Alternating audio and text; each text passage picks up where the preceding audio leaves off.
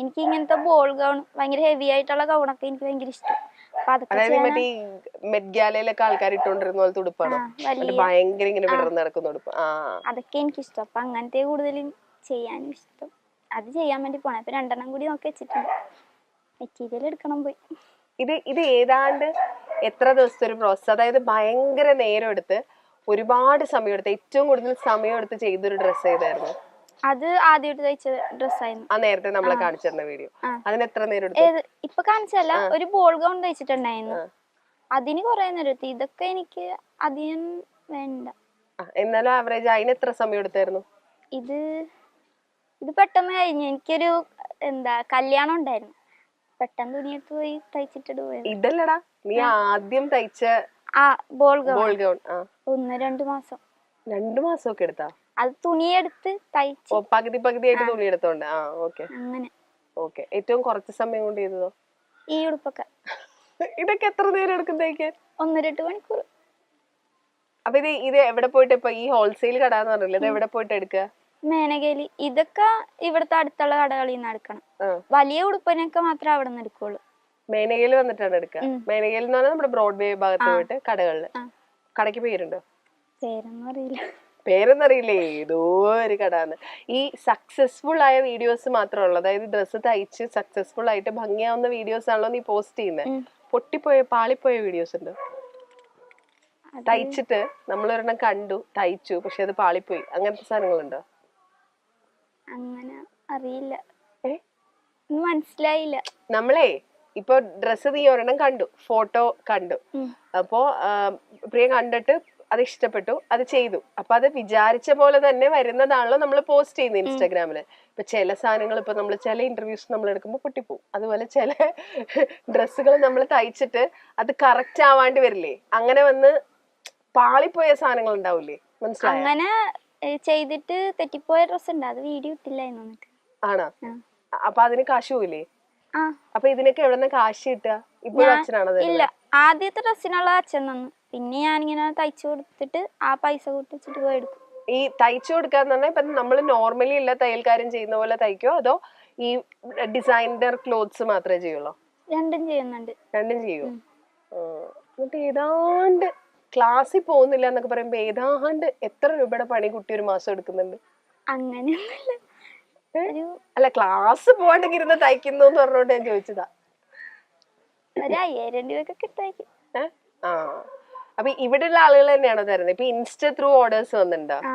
Instagram through orders വരുമോ? അപ്പൊ എന്താ ചെയ്യാ? കൊറിയർ ചെയ്ത് കൊടുക്കും? ഓൺലൈൻ ബിസിനസ് ആണോ? ഞാൻ കൊണ്ടേ കൊടുക്കും. എനിക്ക് കൊറിയർ ചെയ്യണമെന്നും അതൊന്നും അറിയത്തില്ല. ഇനി പോയി സെറ്റ് ആക്കണം. ഓണമൊക്കെ കഴിഞ്ഞിട്ട് അതൊക്കെ സെറ്റ് ആക്കണം. അപ്പൊ അതുവരെ ഞാൻ കൊണ്ടേ കൊടുക്കുക ചെയ്യണം. നേരിട്ട് കൊണ്ട് കൊടുക്കും. അപ്പൊ എങ്ങനെ പോകും? ബസ്സിന്. എന്നിട്ട് ടീ ഒക്കെ അവരുടെ നോക്കിയോ? ട്രാവലിംഗ് അലവൻസ് ഒക്കെ? ഞാൻ ചെയ്യട്ടെ, ഇപ്പൊ ഞാൻ സപ്പോസ് ഞാൻ ഒരു ഉടുപ്പ് ഇതുപോലെ കണ്ടിട്ട് അതിന് ഓർഡർ തന്ന ഏതാണ്ട് കൃഷ്ണപ്രിയ പറയുന്ന ഒരു റേറ്റ് എത്ര? ഏതാണ്ട് ഏത് റേഞ്ചിലാ ചെയ്തു കൊടുക്കുന്നത്? എന്ത് ഡ്രസ്? ഒരു സാധാരണ ഇതുപോലത്തെ ഒരു ഫ്രോക്ക് ആണെങ്കിൽ സ്റ്റിച്ചിങ് റേറ്റ് ഇതിനൊരു 300 രൂപയൊക്കെ. അത് ഇവിടെ ആയതുകൊണ്ടാട്ടോ. കുട്ടി എറണാകുളത്ത് വന്ന് തയ്ക്കേണ്ടിയിരിക്കുന്നു. അത് ആവശ്യം വരുമോ? ഇല്ലെങ്കിൽ ഞാൻ ഇങ്ങോട്ട് തന്നുവിടാം സാധനങ്ങൾ. അവിടെ 300 രൂപയ്ക്കൊന്നും ഒരാൾ ഒരു സാധനം തയ്ച്ചു തരില്ല. ഇത് മുമ്പ് 250 രൂപ ചെയ്തോണ്ടിരുന്ന, ഇപ്പൊ ഇത്തിരി കൂട്ടി. നൈസ്. ഇപ്പൊ ഈ ഉടുപ്പുകൾ തയ്ച്ചിട്ടേ ഓൺലൈൻ കിട്ടുന്ന ഓർഡറുകൾ കൊടുത്തിട്ട് അവര് കമന്റുകൾ പറയുമല്ലോ, അവര് ത്രൂ സജഷൻസ് ഒക്കെ പോയല്ലോ. അപ്പൊ അങ്ങനെ പറഞ്ഞതില് ഭയങ്കര സന്തോഷം തോന്നിയ ഒരു കമന്റ് അല്ലെങ്കിൽ ഒരു കസ്റ്റമർ പറഞ്ഞൊരു റിവ്യൂ എന്തായിരുന്നു? അത് അരൂരുള്ള ഒരു ചേച്ചിക്ക് ചെയ്ത് കൊടുത്തിട്ടുണ്ടായിരുന്നു.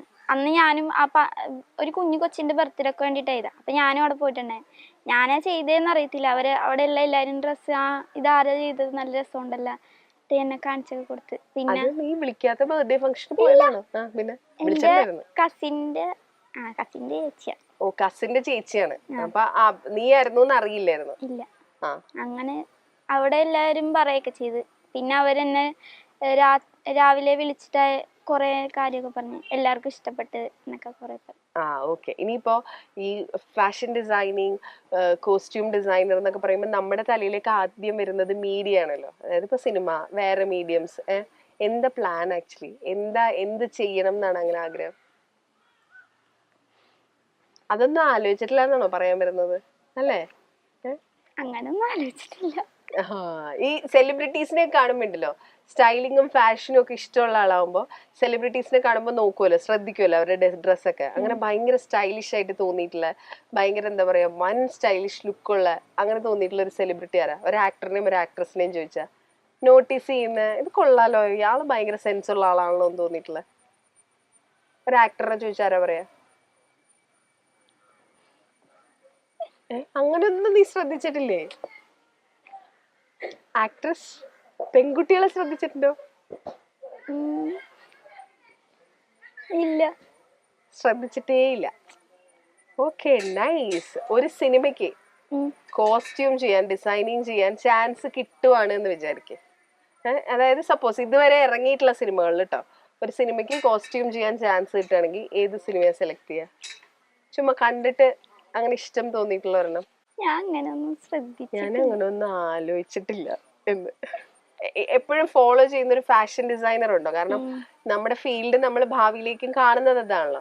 അപ്പൊ അങ്ങനെ ഫോളോ ചെയ്യുന്ന ഒരു ഫാഷൻ ഡിസൈനർ ഉണ്ടോ? ആരത്? പുള്ളിയുടെ പേരറിയില്ല. ഇവിടെയുള്ള ആളല്ല, പുറത്തുള്ള ഇന്റർനാഷണൽ ആണ്. അത് താങ്കളുടെ ഡ്രസ്സസും അങ്ങനെയാണല്ലോ. ഒന്നും ഇവിടെ ഉള്ള ആളുകൾ ഇടുന്ന പോലത്തെ അല്ല, ഭയങ്കര പക്ഷെ എല്ലാം ഭയങ്കര ബ്യൂട്ടിഫുൾ ആട്ടോ, പറയാതിരിക്കാൻ പറ്റില്ല. കാരണം സത്യസന്ധമായിട്ട് ഞാൻ പറഞ്ഞു, ഈ വീഡിയോസ് കണ്ടു തുടങ്ങിയപ്പോ ഒട്ടും പ്രതീക്ഷയില്ലാണ്ട് ഞാൻ കണ്ടു തുടങ്ങിയത്. പക്ഷെ എല്ലാത്തിന്റെ എൻഡിൽ അതിന്റെ ഔട്ട് കാണുമ്പോ കറക്റ്റ് ആ പടത്തിൽ കണ്ട പോലെ ചിലതെങ്കിലും ഒക്കെ ആ റെഫറൻസ് പിക്ചറിനേക്കാളും ബ്യൂട്ടിഫുൾ ആയിട്ടുണ്ട്. അത്ര പെർഫെക്ഷനിലാണ് തയ്ച്ചേക്കുന്നത്. അപ്പൊ നീ ആക്ച്വലി ചെയ്യേണ്ട ഒരു കാര്യം, ഇതിനെപ്പറ്റി കൂടുതൽ റിസർച്ച് ചെയ്യണം കേട്ടോ. ഭയങ്കരമായിട്ട്. അത് പുറത്തെ കാര്യങ്ങൾ മാത്രമല്ല, ഈ ഫാഷൻ ഡിസൈനേഴ്സിന്റെ വർക്കുകളും നമ്മുടെ സെലിബ്രിറ്റീസിന്റെ സ്റ്റൈലും ഒക്കെ. കാരണം you have that in you. എന്താ പറയാ, നമ്മള് നിനക്ക് നിന്റെ ഉള്ളിൽ അതുണ്ട് എന്ന് പറയില്ലേ? ഈ ഡിസൈനറുടെ പേര് പറഞ്ഞില്ല. ബ്രൂണോസ് ക്ലോത്ത്സ് എന്ന പേര്. Instagram account. ഓക്കെ, അത് എവിടെ നിന്ന് കണ്ടുപിടിച്ചെടുത്ത, തപ്പിപ്പിടിച്ചെടുത്ത? റീൽസ് കണ്ടുകൊണ്ടിരുന്നപ്പോ ഒരു വീഡിയോ വന്നായിരുന്നു, പിന്നെ നോക്കിയപ്പോ എല്ലാം എനിക്ക് ഇഷ്ടപ്പെട്ടു. നമ്മുടെ ഇവിടെയുള്ള കോസ്റ്റ്യൂം ഡിസൈനേഴ്സ്, ഫാഷൻ ഡിസൈനേഴ്സ് ഒന്നും ഫോളോ ചെയ്യാറില്ല? അങ്ങനെ ഒരു ചേച്ചീനെ ചെയ്തിട്ടുണ്ട്, ഫോളോ ചെയ്തിട്ടുണ്ടാന്നറിയില്ല. പുള്ളിയുടെ വീഡിയോസും കാണാറുണ്ട്. അന്താരാഷ്ട്ര മോഡലുകൾ ഇടുന്ന ഡ്രസ്സുകൾ, ഫാഷൻ ഷോകളിൽ തകർത്ത് കാണുന്ന സ്റ്റൈലിഷ് വേഷങ്ങൾ, ഇതൊക്കെ വെറും 300 രൂപയ്ക്കും 400 രൂപയ്ക്കും ഒക്കെ തയ്ച്ചു കിട്ടിയാലോ? അങ്ങനെ തയ്ക്കുന്ന ഒരു കുഞ്ഞ് കലാകാരിയുണ്ട്, കൃഷ്ണപ്രിയ. കൃഷ്ണപ്രിയയാണ് ഇന്ന് സോഷ്യൽ മീഡിയയിലെ താരം.